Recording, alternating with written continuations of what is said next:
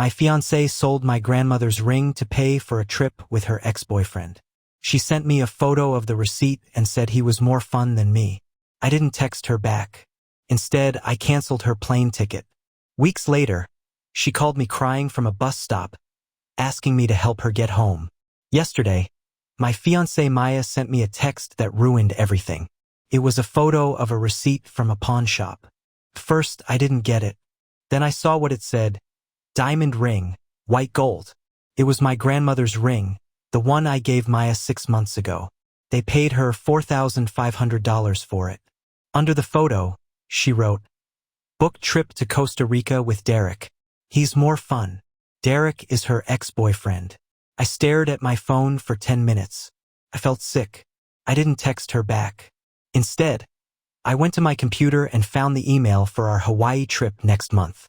Then I found the flight info she sent me last week for her girls' trip, the one leaving in 2 days. The flight was paid for with my credit card and my travel points. I found the booking number and clicked Cancel Flight. The computer asked if I was sure. I clicked yes. It said, "Your flight is canceled. You get $874 back." I didn't call her. I didn't text her. I just canceled her ticket. It was a one-way flight. She said her friends were driving back. The ticket she bought with my money was gone. Then I waited. I knew she would find out in about 2 days. The first call wasn't from Maya, it was from my sister Rachel. She sounded mad. "I just talked to Mom," she said. "Mom is upset." Maya called her crying. She said you two had a big fight and you're being mean to her. This was Maya's trick. She always made herself look like the victim when she did something wrong. "We didn't fight, Rachel," I said calmly. "I haven't talked to her since yesterday. She's telling everyone you went crazy because she's going on a trip with friends," Rachel said. "She said you threatened to kick her out." "Rachel, she's not going with friends," I said. "She's going to Costa Rica with her ex-boyfriend Derek. She sold Grandma's ring to pay for it." Rachel went quiet. Our whole family loved that ring. It meant a lot to us. "She did what?" Rachel whispered. I sent her the photo of the receipt and Maya's text. I heard Rachel gasp. "Oh my God," she said. "That's terrible. Are you okay?" "I'm fine," I said, and I really was. The shock had burned away the hurt. Now I just felt clear and cold about everything. "But she's going to try to make everyone think I'm the bad guy." Rachel was quiet for a moment. Then she said firmly, "No, she won't. She's not getting away with this. I'm calling her mother." I tried to tell her not to, but Rachel hung up before I could stop her. About an hour later, my phone rang. It was a number I didn't know, but I guessed who it was.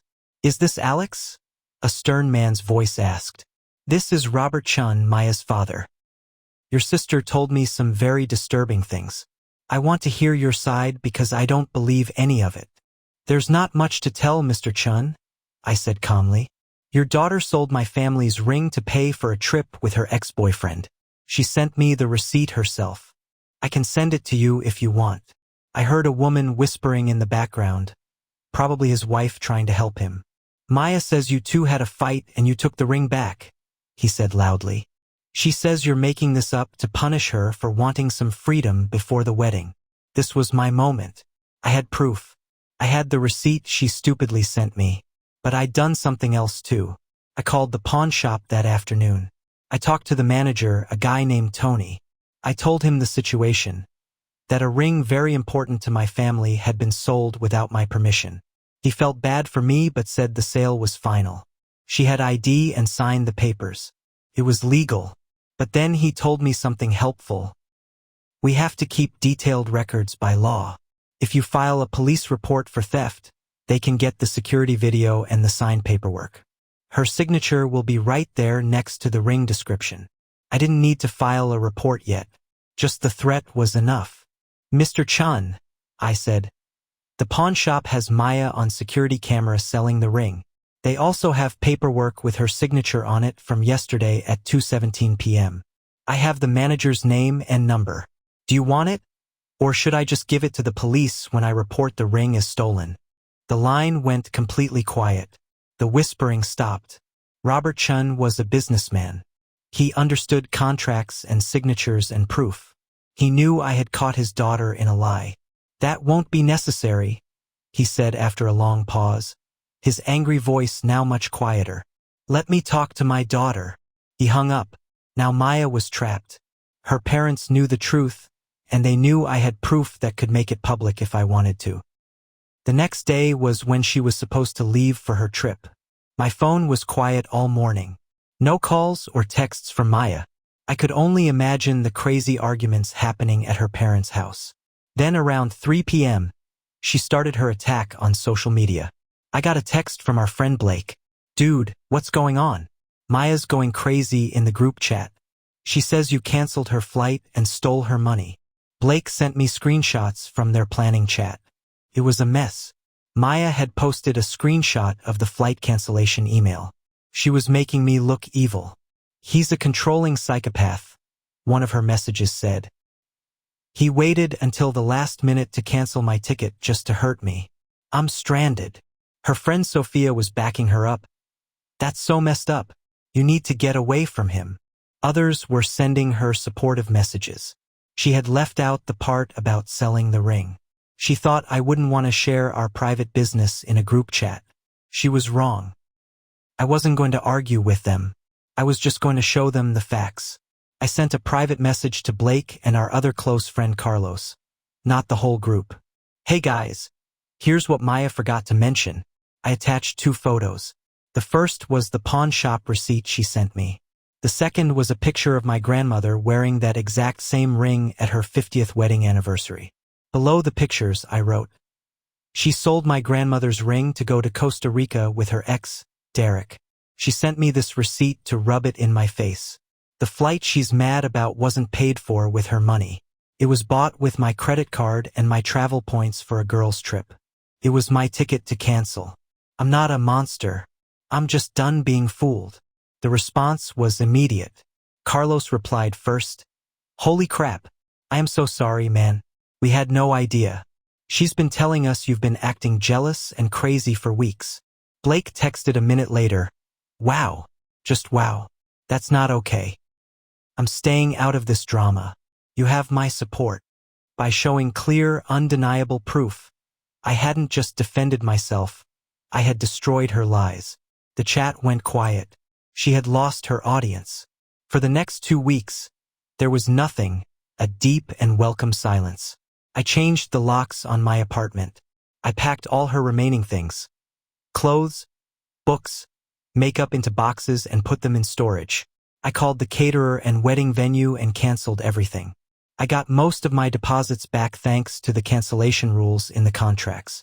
I sent Maya a check for her share of the deposits minus the cost of the ring.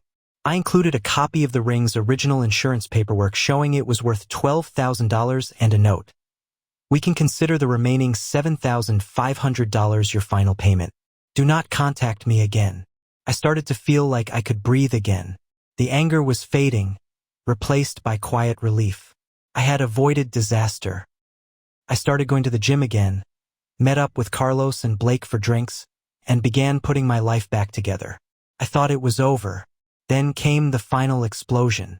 It was a Tuesday night, almost 3 weeks after she was supposed to have left. I was watching a movie when my phone rang with a blocked number. I almost ignored it, but something told me to answer. "Hello," I said. There was a sniffle on the other end. Then a voice I barely recognized, cracked and rough. It was Maya. "I need your help," she sobbed. "Please, I'm stuck." My blood went cold. "Where are you?" I asked, my voice flat. "I'm at a bus station in San Jose," she cried, the words pouring out between sobs.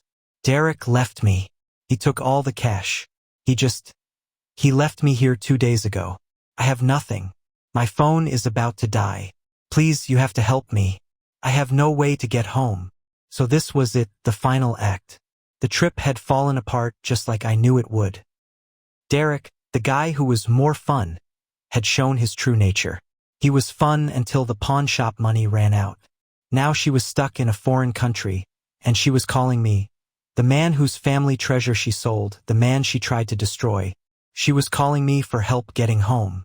I listened to her cry for a minute. I let the silence hang in the air, heavy with all the lies and betrayal. She was begging, her voice filled with real desperation, but it meant nothing to me anymore. My caring for her had been burned away. "Maya," I said, and my voice was calm. "Sounds like you should call Derek." I waited a moment. "He's more fun." I hung up the phone. I blocked her number.